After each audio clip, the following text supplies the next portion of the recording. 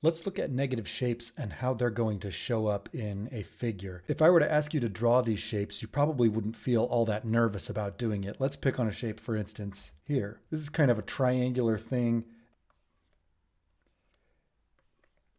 It's really overall, it's just this basic triangle. And then it's got a little bit of more character than that to it, but that's the basic shape. Really quite easy. The rest of the shapes on here are the same. Each one has its own little quirks, but they're not all that difficult individually.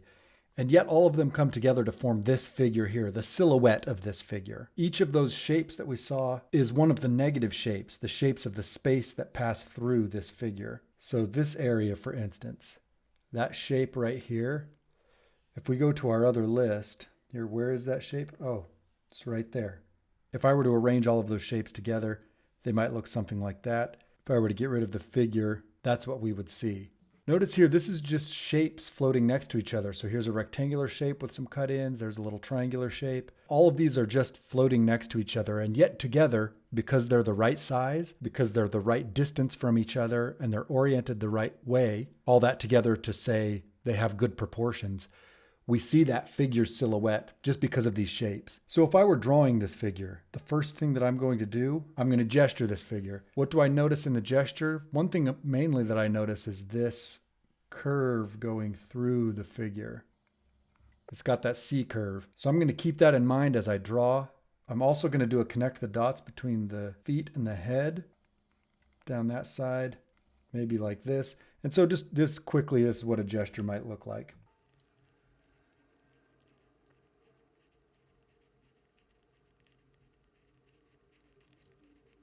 All right, so that's a mess, but that gives me the basic idea of what the figure is up to. And I can make it nicer looking than that if I need to, but this gives me the basic flow. I have that C curve through the body. I've got some S curves and C curves going throughout the figure.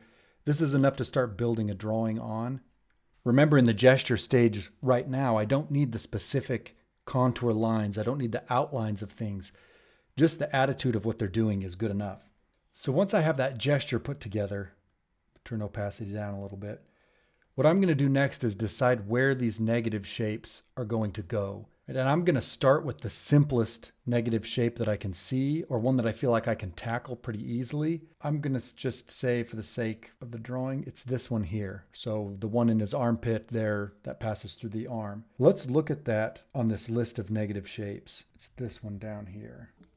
How am I going to draw this shape? Well, I'm going to start out by just doing a real basic version of it. It's almost like a trapezoid like that, but it's got a little more character than just the trapezoid. If I get rid of that shape, you can see that doesn't quite catch what that shape is doing. It's just the real generic version of it, but that's good actually, because the generic version is easier to measure. It's easier to get the proportions right on. So say now with this blue line, I have what I want in that shape. Now I'm going to come back with another line that gets the character of this shape. So it goes this way for a second, and then there's a line break. So there's an angle change there. Then it comes up in this W shape. I kind of have an irregular line here with a line break. Little tag there, and then a straight line. Okay, now I have something that's a lot more specific to that shape.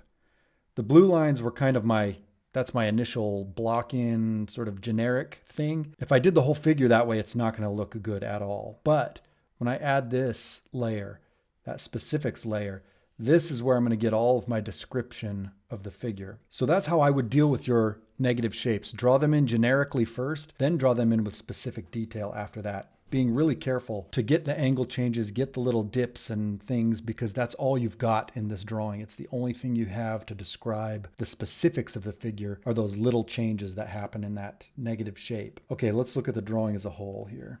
Okay, so here's that shape again. We're going to draw in the big basic stuff. I think I'll change the blending mode here so we can see it a little better. There we go. Draw in that basic shape.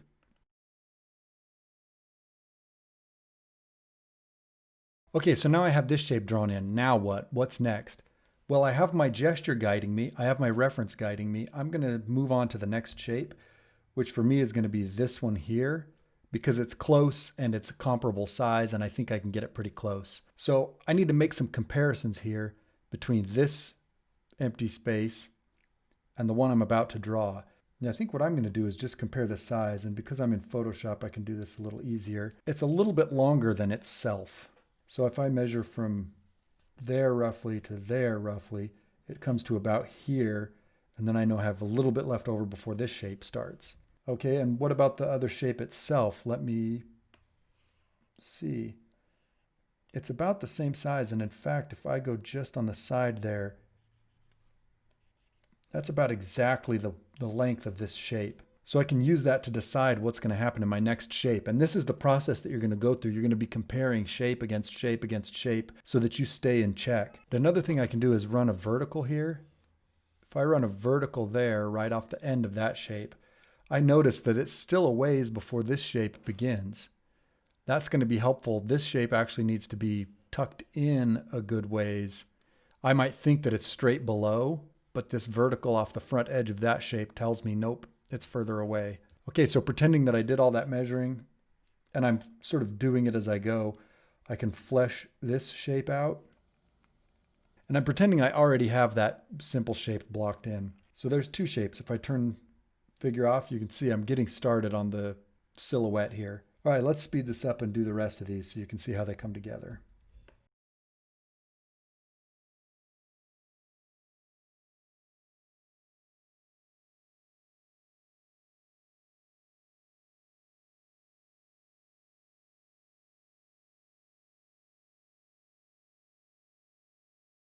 Okay, so now I have a question. What now? I've done all of these interior shapes, and if I get rid of this figure, there's my inside shapes. Now what? Well, I need to make sense of these shapes out here that are kind of the empty space forever surrounding the figure. This is all still empty space, but I need to turn them into shapes somehow. So what I'm going to do is use my envelope, and I think what I'm also going to do is include the chair in this envelope because it'll make the shapes make more sense. So there's that envelope that holds the figure. And you can do this envelope during the gesture stage. You can run these lines when you're in the block in measuring stage, some combination of both. You'll want to have them by the time you start into the negative shapes though. All right, what I'm going to do is just draw this out as if it were a negative shape. But when I get down here to the corner, essentially what I have is I have a negative shape here, and it's continuous all around to here. But if I look at my envelope, it breaks it there and it breaks it there. So I'm going to use this opportunity to make two negative shapes, one through here and one up here. And that will help this thing feel like it's focusing on the negative shapes more.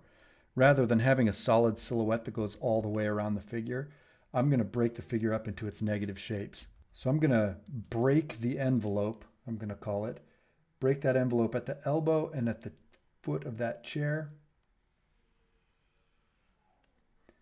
That's going to be that negative shape. So then when I get rid of this, I have this negative shape floating here along with these other ones. So you'll see me do that all the way around the figure here.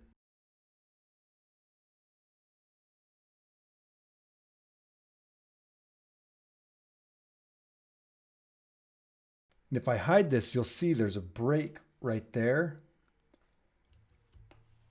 There's a break right there. Those are going to carry on around.